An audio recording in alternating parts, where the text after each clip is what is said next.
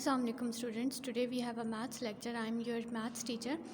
In previous lecture we have already done exercise 1.1 but उसमें हमारे पास question number 1 रह गया था. ठीक है, तो अब हम क्वेश्चन नंबर 1 स्टार्ट करते हैं. Exercise 1.1 question number 1. ठीक है, इन क्वेश्चन नंबर 1 हमारे पास है state giving reason whether the following objects from a set और नॉट. ठीक है, सेम एज इट इज़ आपने क्या करना है, अपनी नोटबुक्स लेनी है. नोटबुक्स पे आपने हेडिंग देनी है एक्सरसाइज 1.1 क्वेश्चन नंबर 1. ठीक है, उसके बाद लिखना है state giving reasons whether the following objects from a set और नॉट. आपके पास ये जो जितने भी क्वेश्चंस गिवन हैं, स्टेटमेंट्स गिवन हैं बुक में, ठीक है, 7 स्टेटमेंट्स हैं. इसमें उन्होंने कहा है कि आप बताएं कि ये हमारे पास सेट हैं या नहीं. ठीक है, अब हमने कल प्रीवियस लेक्चर में सेट की डेफिनेशन पढ़ी थी कि सेट हमारे पास बेसिकली होता है क्या है. ठीक है, सेट हमारे पास क्या होता है, collection of well defined objects. Sets हमारे पास कलेक्शन ऑफ थिंग्स होता है. ठीक है, कि हम उसमें जो कलेक्शन करते हैं थिंग्स की, उसकी हमें प्रॉपर आइडेंटिफिकेशन हो, एक्सप्लेनेशन पता हो, वेल डिफाइंड हो वो टर्म्स. ठीक है, एक एक टर्म, जितनी भी टर्म्स हमने ली हैं सेट में, वो हमें वेल डिफाइंड हो. एंड सेकंड हमारे पास क्या था कि उसमें डिस्टिंक्ट ऑब्जेक्ट्स ना हो. ठीक है, इट्स मीन कि कोई भी ऑब्जेक्ट जो है वो रिपीट ना हुआ हो. ठीक है, तो ये हमारे पास सेट होगा. अगर उसमें से ये दो कंडीशन सेटिस्फाई नहीं करता तो इट्स मीन कि वो सेट हमारे पास नहीं होगा. क्लियर हो गया. अब हमारे पास यहाँ पर देखें, फर्स्ट स्टेटमेंट है all problems of this book which are difficult to solve.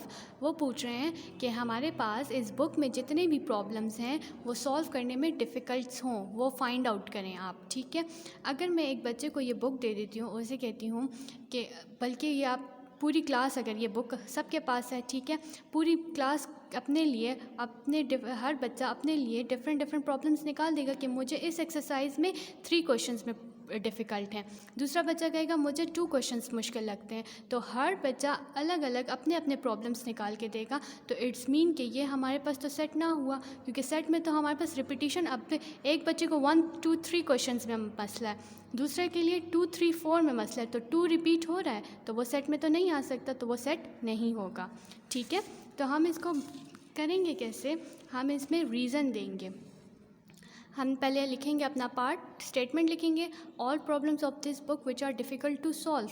ठीक है, अब हम कहते हैं it is not well defined. एक तो हमें ये वेल डिफ़ाइंड नहीं है क्योंकि हमें नहीं पता कि पूरी क्लास के बच्चों में से क्या पता हाफ ने करना हो, हाफ के लिए वो पूरी बुक सिंपल हो, ईजी हो, और हाफ के लिए मुश्किल हो, तब भी सेट नहीं बन सकता. ठीक है, it is not well defined, ये बिल्कुल भी वेल डिफाइंड नहीं है, so it is not a set. तो ये हमारे पास सेट नहीं है because it is not for specific student. ये सिर्फ एक स्टूडेंट्स के लिए नहीं है बल्कि on the whole full class के लिए, और हर क्लास में हर बच्चे को डिफरेंट क्वेश्चंस में डिफरेंट मसले हो सकते हैं. ठीक है, तो ये हमारे पास फर्स्ट स्टेटमेंट सॉल्व हो गया. ठीक है, और हमने रीज़न भी बता दिया है. क्लियर. नेक्स्ट आपके पास देखें all problems of this book which are difficult to solve for Amjad. अब यहाँ देखें, यहाँ पर हमें एक स्टूडेंट का नेम मेंशन है कि ये बुक जो है, इस बुक में जितने भी मसले हैं, जितने भी डिफ़िकल्ट प्रॉब्लम्स हैं, वो किसके लिए डिफ़िकल्ट है, फॉर अमजद. तो अमजद के लिए अगर मैं उसे ये बुक दे दूं और उसे कहूँ कि आप इसमें मुझे बताएं कि आपको कौन कौन सा मुश्किल लगता है, तो वो तो मुझे इजीली बता देगा कि मुझे 4-5 क्वेश्चंस में प्रॉब्लम है, वो मुझे डिफ़िकल्ट लगते हैं. तो मैं सेट बना दूंगी, सेट लिखूंगी, सेट में लिख दूंगी कि question 1, 2, 3 is difficult for Amjad. Simple एक सेट बन जाएगा. तो हमारे पास एक तो बुक भी मेंशन है क्लास 6 की, और साथ में स्टूडेंट का नेम भी मेंशन है, तो ये हमारे पास पूरा एक वेल डिफाइंड सेट हो जाएगा. क्लियर हो गया. अब हम इसमें रीज़न क्या देंगे, हम पहले लिखेंगे all problems of this book, पहले आप स्टेटमेंट लिख देंगे, फिर रीज़न में लिखेंगे it is well defined, so it is a set. Clear. अब यहाँ देखिए, नेक्स्ट आपके पास है all the objects heavier than 26 kg. ठीक है, किलोग्राम. ये भी बहुत सिंपल है, ये भी हमारे पास क्या है, सेट है, क्योंकि इसमें भी हमारे पास मेंशन है कि जितनी भी ऑब्जेक्ट्स हैं वो किससे हैवी होनी चाहिए, 26 से. तो पूरा प्रॉपर स्पेसिफिक एक रेट हमें दिया हुआ है कि 26 से जितनी भी चीज़ें हैवी हैं आप उनको काउंट कर लें. क्लियर हो गया. Students in a classroom. अब यहाँ पर देखें, student in a classroom, students तो हैं बट क्लासरूम जो है, कौन सी क्लासरूम मेंशन नहीं है. कौन सी, हम 3 क्लास ले लें, 4 ले लें, 6 ले लें, क्लास मेंशन नहीं है. ठीक है, अब पूरे स्कूल में तो कितनी क्लासेस हमारे पास, नर्सरी टू 10 क्लासेस हैं। अब 10 क्लासों में उन्होंने क्या क्लास मेंशन नहीं की, तो ये नॉट वेल डिफाइंड है, तो it's mean it is not a set. Books in your school bag, आपके बैग में कितनी बुक्स हैं आप इजीली काउंट कर सकते हैं और आप उनका सेट भी बना सकते हैं। ठीक है, आप एक सेट बना लेंगे, आप उसमें लिख देंगे बुक्स है। ठीक है, मैं इसको नेम दे देती हूँ और इसमें मैं लिख देती हूँ कि मेरे पास इंग्लिश की बुक है मेरे बैग में, ठीक है, मैथ्स की बुक है, ठीक है, और उर्दू की बुक है। ठीक है, तो ये मेरे पास मैंने अपना सेट बना लिया, तो इट इज़ वेल डिफाइंड। ठीक है, एक तो वेल डिफाइंड भी है और हमें इसमें डिस्टिंक्ट ऑब्जेक्ट्स भी नहीं है। क्लियर हो गया, तो it is a set. Counting numbers from 5 to 15, आपने क्या करना है 5 से 15 तक नंबर्स काउंट करने हैं और अपने लिए सेट बनाना है। तो 5 से लेकर 15 तक हम नंबर काउंट कर सकते हैं और इसमें हमें मेंशन है, लिमिट भी मेंशन है कि 5 से 15 तक ही आपने सेट बनाना है, तो इट इज़ अ सेट। ठीक है, 5, 6, 7, 8, 9, 10, 11, 12, 13, 14, 15 तक हम स्टॉप कर देंगे और ये हमारे पास प्रॉपर एक सेट बन जाएगा। तो it is well defined, so it is a set. Students of your class who are taller than you, अब ये सिर्फ आपकी स्पेसिफिक आपकी बात हो रही है, तो आप से वो कह रहे हैं कि आपकी क्लास में आपसे जो टॉलर स्टूडेंट्स हैं आप उनके नेम्स बता दें। तो ये तो आपकी क्लास में जितने भी स्टूडेंट्स हैं, अब आपकी क्लास में 25 स्टूडेंट्स हैं, ठीक है, और आप उनमें इजीली काउंट कर सकते हो कि जो आपसे टॉलर हों, आपसे बड़े लंबे हों, आप उनका एक सेट बना के उनके नेम्स अंदर मेंशन कर सकते हैं। क्लियर हो गया? चलें, अब हम आते हैं अपने नेक्स्ट टॉपिक की तरफ। नेक्स्ट टॉपिक में हमारे पास है फर्स्ट टाइप्स ऑफ सेट। अब हमारे पास सेट की टाइप्स हैं, ठीक है। फर्स्ट हमारे पास है सेट, तो हमें पता है क्या होता है, हमने सेट की डेफिनेशन भी पढ़ लिया है। अब हम उसकी टाइप्स पढ़ते हैं। फर्स्ट टाइप है हमारे पास फाइनाइट सेट। फाइनाइट सेट क्या होता है? A set whose element can be listed is called finite set. एक सेट में आपके पास जितने भी एलिमेंट्स हैं वो अगर आपके पास एक लिस्टेड फॉर्म में हो कि यहाँ से यहाँ तक आपने बस, और आपको आगे लिमिट गिवन हो, तो वो हमारे पास क्या हो जाते हैं? फाइनाइट सेट होते हैं। ठीक है, जैसे अगर मैं एक सेट ले लेती हूँ, लेट हमने ले लिया एग्जांपल में p इक्वल्स टू 5, 10, 15, 20, 25, 30 और ये कंप्लीट हो गया और ये क्लोज हो गया, तो इट्स मीन कि ये हमारे पास क्या है? फाइनाइट सेट है, एक लिस्टेड फॉर्म में आ गया और एक ये क्या हो गया है? कंप्लीट हो गया। इसमें आगे हमने और कुछ नहीं लिखना, क्लोज हो गया सेट, तो ये हमारे पास क्या होगा? फाइनाइट सेट होगा।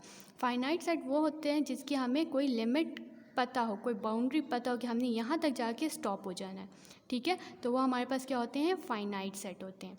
अब हम इसमें इजीली काउंट भी कर सकते हैं कि हमारे पास इसमें कितने एलिमेंट्स हैं, 1, 2, 3, 4, 5 एंड 6। ठीक है, तो ये हमने एलिमेंट्स भी काउंट कर लिया और ये हमारे पास क्या हो जाएगा? फाइनाइट सेट हो जाएगा। ठीक है, a set whose elements can be listed is called finite set. Clear हो गया? नेक्स्ट आपके पास है infinite set. A set that is not finite is called infinite. ठीक है, वो सेट जो फाइनाइट नहीं होंगे, ठीक है, जिनकी कोई लिस्टेड फॉर्म नहीं होगी, कोई लिमिट नहीं होगी, तो वो ज़ाहिर बात है क्या हो जाएंगे? इनफाइनाइट हो जाएंगे।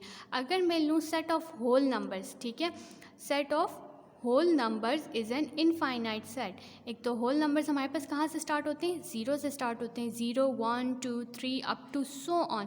यहाँ पर इन्होंने नहीं कहा कि आप यहाँ कहाँ तक लिखें, 10 तक लिखें, 20 तक लिखें, 100 तक लिखें, हमें कोई लिमिट गिवन नहीं है, तो इट्स मीन ये हमारे पास क्या हो जाएंगे? इनफाइनाइट सेट होंगे।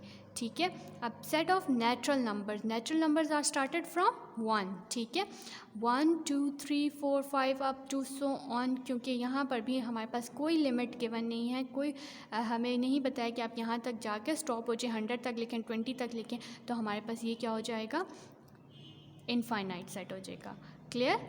फाइनाइट और इनफाइनाइट आप अच्छे से पढ़ लें कि फ़ाइनाइट सेट हमारे पास एक लिस्टेड फॉर्म होती है और उसमें हमारे पास एक लिमिट गिवन होती है कि यहाँ तक आपने स्टॉप कर देना है, और इनफाइनाइट हमारे पास अनलिमिट होते हैं, उसमें कोई हमारे पास लिमिट गिवन नहीं होती है, वो हमारे पास क्या होते हैं? इनफाइनाइट सेट होते हैं। ठीक है, नेक्स्ट आपके पास है एम्प्टी सेट। एम्प्टी सेट, ठीक है, एम्प्टी का तो मतलब ये होता है खाली सेट। इट्स मीन कि आपके पास एक सेट में अगर कुछ भी ना हो, कोई टर्म ही ना हो, तो वो हमारे पास क्या हो जाएगा? एम्प्टी सेट हो जाएगा। A set which has no element, कोई एलिमेंट ना हो, is called an empty set. ठीक है, इसे हम क्या बोल सकते हैं? नल सेट भी बोल सकते हैं। ठीक है, एम्प्टी सेट, वॉइड और नल सेट। और हम इसको कैसे लिखेंगे? एक ब्रैकेट्स लगा लेंगे, सेट बना लेंगे, अंदर कोई एलिमेंट नहीं होगा, एम्प्टी नज़र आ रहा है, या फिर हम इसको ऐसे मेंशन कर देंगे, ठीक है। ये इसके सिंबल्स हैं। अब देखिए the set of months with 32 days. अब एक मंथ है उसमें 32 डेज़ तो नहीं हो सकते ना, जितने भी हमारे पास कैलेंडर में मंथ्स हैं उसमें 30 या 31 डेज़ होते हैं, 32 तो किसी भी मंथ में नहीं है, तो ये हमारे पास क्या बन जाएगा, एक एम्प्टी सेट बन जाएगा। क्लियर। नेक्स्ट आपके पास है the set of whole number less than 0। अब लेस देन 0 इट्स मीन 0 से कम, तो लेस देन 0 है, 0 से तो होल नंबर स्टार्ट होते हैं, जब 0 से लेस करूँगी तो वो ऑलरेडी हमारे पास क्या आ जाएगा, एम्प्टी सेट आ जाएगा। क्लियर। नेक्स्ट आपके पास है singleton set. A set having only one element is called a singleton set. Single means one, एक चीज़, ठीक है। तो अगर सेट में एक टर्म होगी, एक एलिमेंट होगा, वो हमारे पास क्या होगा, सिंगलटन सेट। सिंगलटन सेट कहेंगे हम उसे, ठीक है। एग्जांपल्स आप यहाँ पर देख लें, जैसे एक सेट है उसमें 0 है, एक सेट में 10 है, ठीक है। तो ये हमारे पास एक एक टर्म्स है, एक एक एलिमेंट है, तो हम इसे कहेंगे सिंगलटन सेट, ठीक है। नेक्स्ट आपके पास है equal set. Two sets A and B are said to B equal if they are the same elements and denoted as A equals to B. Equal का मतलब क्या होता है कि हमारे पास दोनों चीज़ें सेम होनी चाहिए, तब हम उन चीज़ों को क्या कहेंगे कि आपस में क्या है, इक्वल हैं। अब एक सेट है और एक सेट बी है, ठीक है।